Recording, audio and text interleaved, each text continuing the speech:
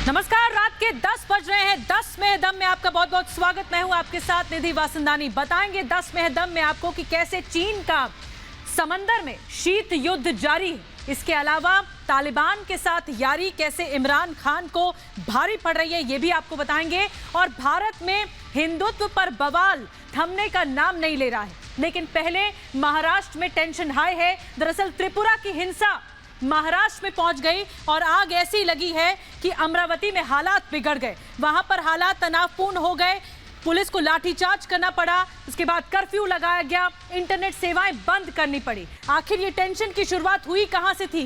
क्यों महाराष्ट्र के 3 शहरों में लगातार हिंसा की आग पनप रही है? देखिए इस रिपोर्ट में।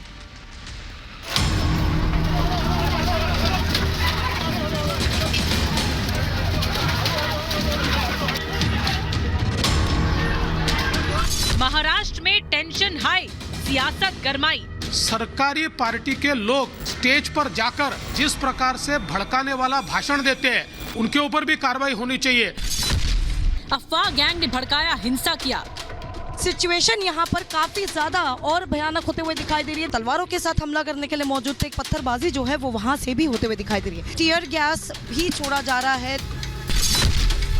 पत्थरबाजी से तनाव कौन है जिम्मेदार?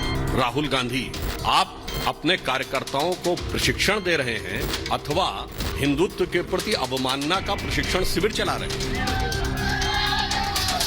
त्रिपुरा से फैलाई गई एक झूठ की आग में महाराष्ट्र के कई शहर धू-धू कर जल उठे। तोड़फोड़, आगजनी और हिंसक घटनाओं से चीख पुकार मच गई। इंसान इंसानियत भुलाकर सड़कों पर उतर गया।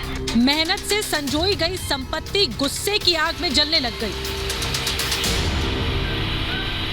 तलवारों के साथ यहाँ पर प्रोटेस्टर मौजूद हैं और पुलिस की ओर से अब कहीं ना कहीं पर देखिए, आप देख रहे हैं कि किस तरीके से टीयर गैस को जो है यहाँ से थोड़ा सा दूर जाकर जो है तस्वीरें लोगों तक पहुँचाएंगे, क्योंकि सिचुएशन यहाँ पर काफी ज्यादा और भयानक होते हुए दिखाई दे रही है। आपकी टीवी स्क्रीन पर महाराष्ट्र के 2 अलग अलग शहरों की 2 अलग अलग तस्वीरें हैं, लेकिन मंजर एक सा है। त्रिपुरा से भड़की छोटी सी चिंगारी देखते ही देखते हिंसा की आग में तब्दील हो गई। सड़क पर उतरे लोगों ने चुन चुन कर दुकानों को निशाना बनाया। तोड़फोड़ और लूटपाट शुरू कर दी गई। हालात तब और बिगड़ गए जब तोड़फोड़ कर रही भीड़ पुलिस से जा उलझी। ये उन प्रोटेस्टर्स के हैं जो कि तलवारें लेकर अब जो है सड़कों पर उतरी है। अब यहाँ पर जो है टीयर गैस भी छोड़ा जा रहा है लोगों के ओर से, पुलिस ऑफिशियल्स के ओर से। यानी सिचुएशन इस समय अमरावती की इतनी ज्यादा टेंस दिखाई दे रही है। भीड़ पर काबू पाने के लिए पुलिस ने बल प्रयोग किया, लेकिन उग्र भीड़ के सामने पुलिस भी बेबस नजर आ रही थी। राज्य सरकार ने लोगों से शांति बनाए रखने की अपील की। ये ठीक नहीं है कि इससे समाज का स्वास्थ्य बिगाड़ने का काम कोई भी नहीं करे। इसलिए मैं सबसे अपील करता हूँ कि सब हिंदू हो, मुस्लिम हो, सभी राजकीय पार्टी के नेता हो या कोई संगठन हो, सामाजिक संगठन हो, सबने इसमें मदद करना चाहिए। सवाल उठ रहा है कि आखिर महाराष्ट्र सुलगाने की साजिश किसने रची? अचानक इतनी बड़ी संख्या में भीड़ सड़कों पर कैसे उतर आई? क्या ये महज संजोग है या फिर सोची समझी साजिश? नहीं, इस सारी चीजों के पीछे रजा एकेडमी है। दुकानों में घर में घुस के उनको मारपीट की, दुकानों की तोड़फोड़ की और उसके साथ पुलिस के ऊपर भी पथराव किया है। महाराष्ट्र में फैली हिंसा की आग की शुरुआत असल में त्रिपुरा से हुई थी, जिसको महाराष्ट्र तक लाने में सोशल मीडिया ने अहम भूमिका निभाई। कुछ दिन पहले बांग्लादेश में अल्पसंख्यक समुदाय के खिलाफ हिंसा हुई, जिसमें हिंदुओं को निशाना बनाया गया। बांग्लादेश से सटे त्रिपुरा को लेकर देश विरोधी तत्वों ने अफवाह फैला दी कि मस्जिद में आगजनी और तोड़फोड़ की गई है। धर्म विशेष को निशाना बनाए जाने की अफवाह का त्रिपुरा पुलिस के आला अधिकारियों ने खंडन किया, लेकिन तब तक अफवाह गैंग अपना काम कर चुका था। त्रिपुरा की चिंगारी महाराष्ट्र के कई शहरों में दस्तक दे चुकी थी। फैलाई गई अफवाह के बाद समुदाय विशेष के लोगों ने बंद बुलाया और इस बंद से महाराष्ट्र में कई शहर जल उठे। असल में ये अफवाह इतनी न फैलती अगर सियासत इस अफवाह की आग में घी न डालती। त्रिपुरा हिंसा पर राहुल गांधी ने तुरंत ट्वीट करके कह दिया, त्रिपुरा में हमारे मुस्लिम भाइयों के साथ क्रूरता की जा रही है। हिंदुओं के नाम पर नफरत और हिंसा फैलाने वाले हिंदू नहीं बल्कि पाखंडी हैं। राहुल गांधी के इस ट्वीट ने पूरा माहौल बदल कर रख दिया, जिसको लेकर बीजेपी ने बड़ा हमला किया है। अफवाह फैलाना, देश को सुलगाना सोशल मीडिया के जरिए बड़ा सस्ता सौदा हो गया है। सवाल उठता है कि आखिर ऐसे लोगों पर कार्रवाई क्यों नहीं होती। राहुल और ओवैसी जैसे सियासतदान समुदाय विशेष का नाम लेकर सियासी रोटियां क्यों सेकते हैं। सवाल ये भी कि आखिर कैसे एक साथ कई शहरों में हिंसा भड़क उठती है। प्रदर्शनकारी इतनी बड़ी संख्या में बवाल पर क्यों उतारू हो गए और प्रशासन को भनक तक कैसे नहीं लगी। Bureau report, Republic Bharat.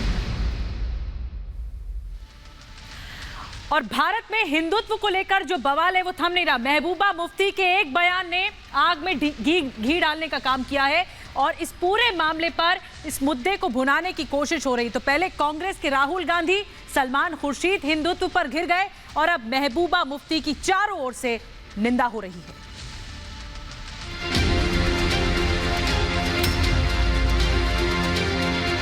Mehbooba Mufti बुखला गई है, पैटी पॉलिटिक्स के लिए आरएसएस को आईएसआईएस के साथ कंपेयर कर रही है।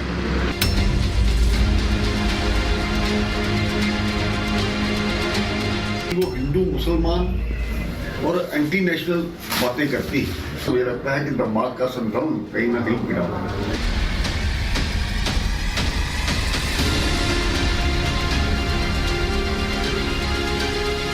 हिंदुत्व को लेकर जारी सियासी संग्राम थमने का नाम नहीं ले रहा। अब जम्मू कश्मीर की पूर्व मुख्यमंत्री महबूबा मुफ्ती ने हिंदुत्व को लेकर आरएसएस और बीजेपी पर हमला बोला है। महबूबा मुफ्ती ने कहा कि आरएसएस ने हिंदुत्व को हाईजैक कर लिया। हिंदुत्व नहीं, बीजेपी आरएसएस जनसंघ वो वायलेंस सिखाते हैं, हिंदुत्व नहीं। हिंदुत्व नहीं, बीजेपी आरएसएस जनसंघ वो वायलेंस सिखाते हैं, हिंदुत्व नहीं।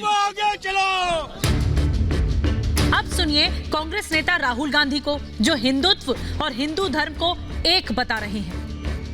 हम कहते हैं कि हिंदू धर्म में और हिंदुत्व में फर्क है, क्योंकि अगर फर्क नहीं होता तो नाम एक ही होता। हिंदुत्व को हिंदू या हिंदू की जरूरत नहीं होती या हिंदुत्व की जरूरत नहीं होती। अगर आप हिंदू हो तो हिंदुत्व की क्या जरूरत है। राहुल गांधी के बयान पर बीजेपी नेता संबित पात्रा ने जबरदस्त पलटवार किया था। संबित पात्रा ने आरोप लगाते हुए कहा कि ये संयोग नहीं बल्कि प्रयोग है। ये संयोग नहीं, ये प्रयोग है। और जो प्रयोगशाला के सबसे बड़े नेता हैं, प्रयोगशाला के मुख्य अध्यापक हैं, वो खुद गांधी परिवार के राहुल गांधी हैं। हिंदुत्व पर सियासी वार पलटवार सलमान खुर्शीद की किताब सनराइज ओवर अयोध्या में की गई तुलना के बाद शुरू हुआ था। खुर्शीद ने हिंदुत्व की तुलना आतंकी संगठन बोको हरम और आईएसआईएस से कर दी थी। विवाद होने के बाद खुर्शीद का कहना था कि उन्होंने केवल हिंदुत्व के दुरुपयोग की बात लिखी है। I can say that, but I can't say there is something wrong with people who misuse Hinduism. I can't say that. Why can't I say that? Because they have a monopoly on Hinduism. My answer is, you don't have a monopoly. You are destroying Hinduism. That's why I said. Hindutva के मुद्दे को लेकर पिछले कई दिनों से वार पलटवार जारी है। हिंदुत्व पर हमले को लेकर बीजेपी और संत समाज ने कांग्रेस पर सवाल उठाए हैं। चुनावी मौसम में हिंदुत्व पर हमला कांग्रेस को कहीं भारी न पड़ जाए। Bureau report, Republic Bharat. और अब 10वें दम की आज की बड़ी इंटरनेशनल खबर। सोमवार को दो देशों के राष्ट्राध्यक्षों की डिजिटल मुलाकात शिखर वार्ता होने जा रही है। बेशक दोनों देश अमेरिका और चीन के बीच में तनाव कम करने की कोशिश हो, लेकिन दिमागी तनाव बरकरार है और आसार लगातार शीत युद्ध के दोनों देशों के बीच में बने हुए हैं।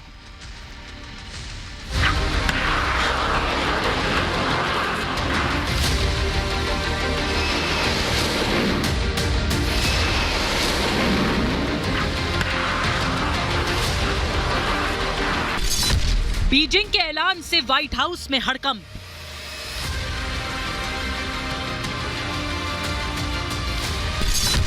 बातचीत से पहले ड्रैगन के बारूदी बोल।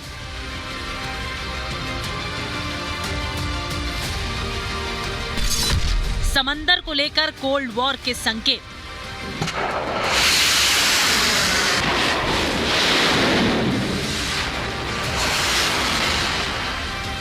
न इस तरह से मिसाइलें चलेंगी, न ही विध्वंसक हथियारों का इस्तेमाल होगा, लेकिन कातिल हथियारों से लैस दुनिया के दो कट्टर दुश्मनों के बीच युद्ध होगा, जो कहीं ज्यादा घातक और विनाशकारी होगा, क्योंकि इस युद्ध का संकेत दिया है बीजिंग में बैठे चीन के सुल्तान जिनपिंग ने।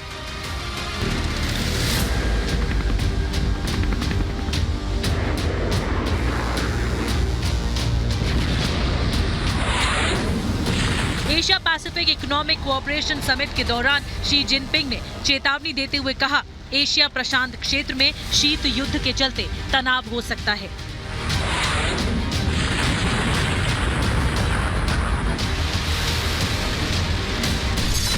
जिनपिंग ने कहा, एशिया प्रशांत क्षेत्र शीत युद्ध के युग के टकराव और विभाजन में नहीं घिर सकता है, न ही ऐसा करना चाहिए। इस क्षेत्र को शीत युद्ध काल और तनाव के बीच नहीं झोंका जा सकता। एपेक सम्मेलन के दौरान जिनपिंग ने सधे हुए अंदाज में शीत युद्ध टालने की बात कही, लेकिन चीन की चालबाजी से दुनिया वाकिफ है। जलवायु परिवर्तन के मंच से शीत युद्ध का जिक्र कर चीन ने अपनी मंशा को साफ कर दिया है, लेकिन चीन ने एपेक मंच का इस्तेमाल कर शीत युद्ध की बात यूं ही नहीं की। इसके पीछे की वजह है अमेरिका, ब्रिटेन और ऑस्ट्रेलिया का एक नया सुरक्षा गठबंधन, जिसने चीन के लिए बड़ी चुनौती खड़ी कर दी है। प्रशांत महासागर क्षेत्र में ऑक्स और क्वाड गठबंधन को चीन के जवाब के तौर पर देखा जा रहा है। इन दोनों संगठनों में अमेरिका शामिल है, लेकिन सबसे अहम बात यह है कि शीत युद्ध को लेकर चीनी राष्ट्रपति का बयान ऐसे समय में आया जब दो महाशक्तियों की पहली मुलाकात होने वाली है। 15 नवंबर को अमेरिकी राष्ट्रपति जो बाइडेन जिनपिंग से मुलाकात करेंगे। दोनों नेताओं की वर्चुअल मोड में मुलाकात होगी। प्रशांत महासागर और ताइवान क्षेत्र को लेकर दोनों देशों के बीच बढ़े तनाव के बीच हो रही इस मुलाकात पर पूरी दुनिया की निगाहें टिकी हैं। लेकिन उससे पहले शी जिनपिंग ने शीत युद्ध का जिक्र कर चालबाजी शुरू कर दी। अब जरा समझिए शीत युद्ध आखिर होता क्या है। शीत युद्ध या कोल्ड वॉर में हथियारों का इस्तेमाल नहीं होता, धमकियों तक सीमित रहता है। कूटनीतिक तरीके से लड़ाई लड़ी जाती है।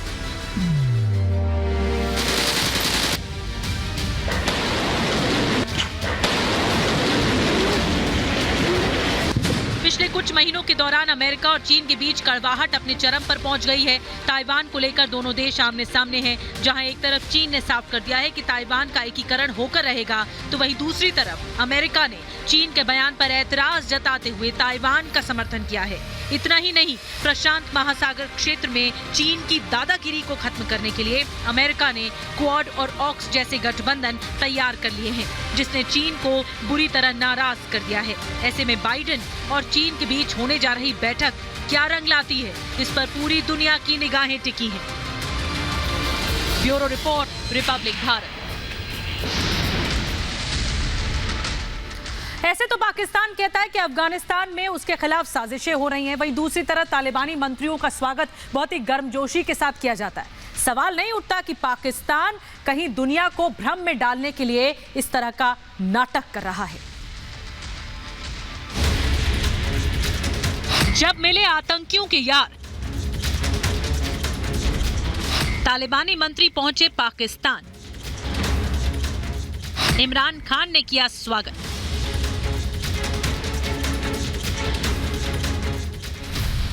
तालिबान सरकार के कार्यवाहक विदेश मंत्री आमिर खान मुत्ताकी ने आज पाकिस्तान में इमरान खान से मुलाकात की।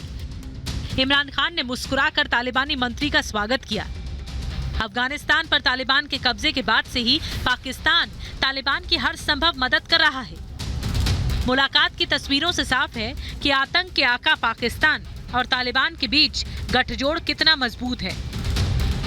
वैसे तो पाकिस्तान खुद को आतंक से पीड़ित बताता है, लेकिन दुनिया जानती है कि तालिबान को आगे बढ़ाने में पाकिस्तान का कितना बड़ा हाथ है। बताया जा रहा है कि अफगानिस्तान के विदेश मंत्री मुत्ताकी और इमरान की मुलाकात के दौरान भारत पर भी चर्चा हुई। दोनों के बीच भारत से गेहूं परिवहन को लेकर भी बात हुई है। पाकिस्तान के प्रधानमंत्री इमरान खान ने कहा कि वो अफगान भाइयों के अनुरोध पर गेहूं परिवहन के मुद्दे पर विचार करेंगे। दरअसल अफगानिस्तान चाहता है कि पाकिस्तान सड़क के रास्ते भारत से गेहूं ट्रांसपोर्ट की अनुमति दे दे। अफगानिस्तान के कार्यवाहक विदेश मंत्री आमिर खान मुत्ताकी ने अपने देश में पाकिस्तान विरोधी तत्वों की मौजूदगी से भी इनकार किया। उन्होंने कहा कि तालिबान के नेतृत्व वाली सरकार ये सुनिश्चित करने के लिए हर कोशिश कर रही है कि किसी भी देश के खिलाफ अफगान की धरती का इस्तेमाल नहीं किया जाए। Bureau report, Republic Bharat.